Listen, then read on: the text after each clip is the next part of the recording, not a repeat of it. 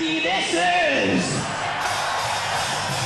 call. I know you have you got a briefing here in a minute after a stop and start week up in La Havre. For those who don't know, guys, this is Mike Golding, one of the founding members of IMOCA, one of the most accomplished Open 60 sailors, certainly British Open 60 sailors ever, and one of the international community's best. You've done it all, and in fact, Mike, I just recently looked back at your TJV records of the past, and you've finished in just about every good place you can, a second, third, fourth, fifth, third, second, but you never won it. Why don't you tell us what's your plan with the sexy new Gamesa, which is the old Ecover, right? That's right, yeah. Well, I mean, for us, this is our first event for a couple of years, actually. Sure. So we've done a lot of work on the boat, and the TJV is really just beginning of the build-up to the Vendee Globe.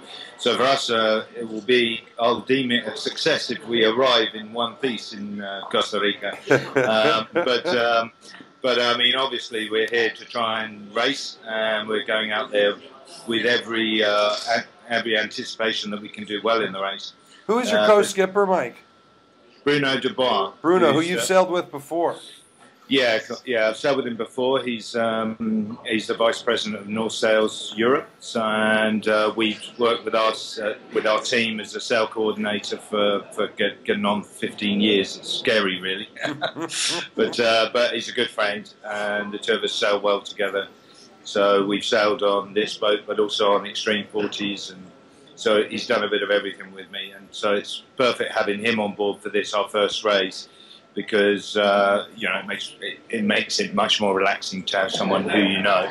Yeah, yeah. You know, before we talk about the TJV, you know, I was just reading some stuff from Ben Ainsley over the past couple days where there's a little bit of buzz, and that we might see him in an AC-45.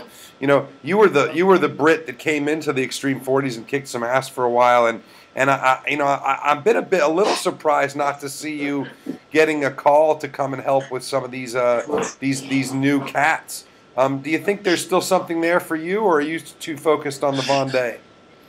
I think in reality I had to make the decision about the Vendee. You need a decent build-up period for the Vendee. Yeah. I think this is my last Vendee. I'm 52, so I want to put everything into it, make sure I do the best job I can of the Vendee Globe.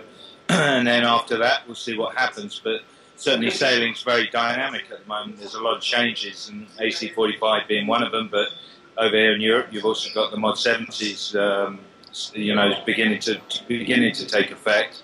And you know, for me, there's certainly something there I'd like to be involved with. I've been a closet multi-hull sailor my whole life. I know you have. I knew that about you. And frankly, you know, I'm getting people whispering in my ear. We know already that all the French positions are filled for the mod, and now I'm hearing some people with UK accents talking about that they're already looking to get in. So I think this thing might be fully subscribed here in a matter of a few more months. You know. Yeah, well, it is a strange thing. I mean, if you look at the design of the Extreme 40, you know, that racing circuit works so well, and the boats never seem to date, and you know, the whole thing does work really well. And I think multi-hulls are quite unique in that there are multi-hulls kicking around now that still look pretty cool, that are sort of 10, 15, even 20 years old. Yep.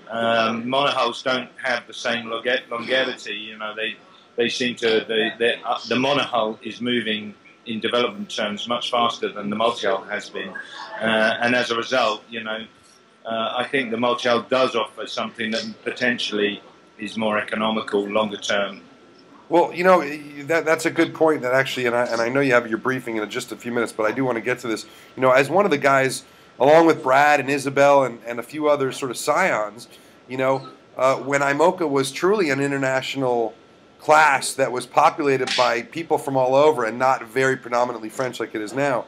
You know, the idea of the class was something that was going to be the most exciting development class in the world, but now we have, you know, we have numbers down, and obviously not, you know, the sky isn't falling, but numbers way down.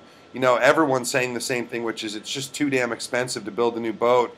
What do you think about this idea about a one design open 60? I'm pretty nervous. Yeah, one design open 60. It's an oxymoron if ever I heard one.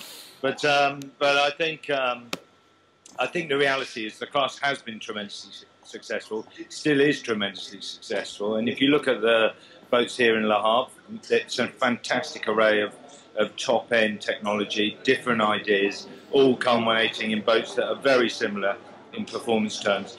So I think that the class has been a tremendous success.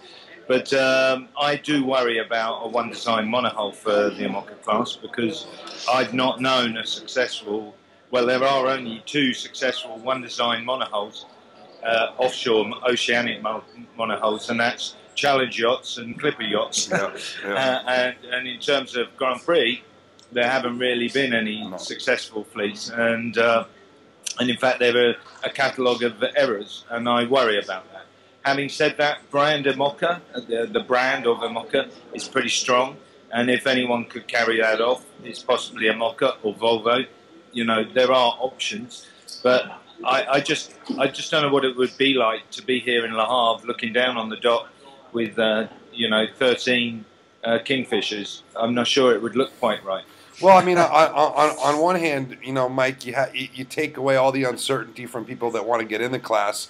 You take all that design uncertainty out. On the other hand, you add all the uncertainty of removing one of the really interesting parts of the race for the purposes of the story and the PR and the competition. You know, I do really get, though, that you know, as a sailing enthusiast yourself and all your audience sailing enthusiasts, and they'll all be into the technology, but to the average punter walking down the dock, they don't know whether your boat's, you know, all they know is whether your boat's red, blue, white, orange. That's what they know. They don't know about the little Gucci bits that you spent years developing. And so there is a purpose to it. There is some, you know, I'm not completely against it. I just think it's something that needs to be fully debated. Well, as an owner and as someone with obviously a real investment in the class and an investment in your boat, what about some of the other things? You know, Braemar talked about, you know, what about looking at much stricter box rule elements, and Alex in the interview we put up just today talked about you know, having real professional race management and PR people that are able to promote it like they do with the Volvo or some of these other classes. And I think all those points are completely valid. And I think there are things that you could do with this class to make this class more economical.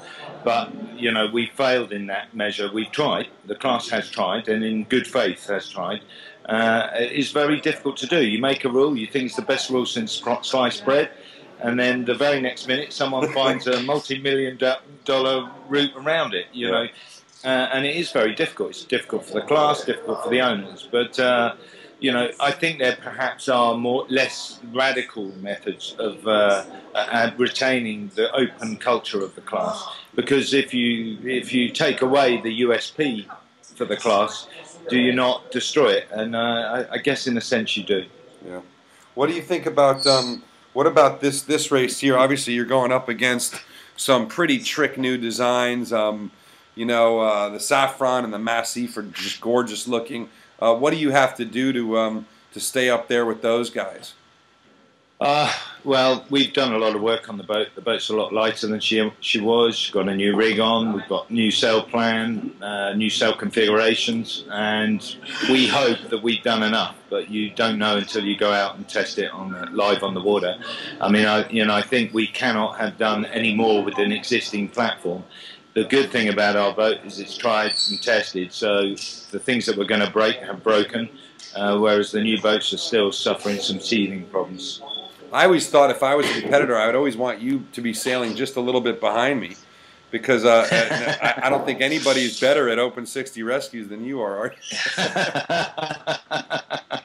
Well, I've had a bit of practice. What about this decision? Listen, I'm going to have to go in a minute. Yeah, I'm afraid I'm being dragged off to this. Fair enough. Go to your meeting. Have a great race. Hopefully, hopefully Emily can arrange a little mid-Atlantic chat if you have the time and the SAT budget. Stay on the boat, kick ass, and do the Empire proud, sir. Thank you very much. Cheers, Mike. Okay, cheers for now. Bye.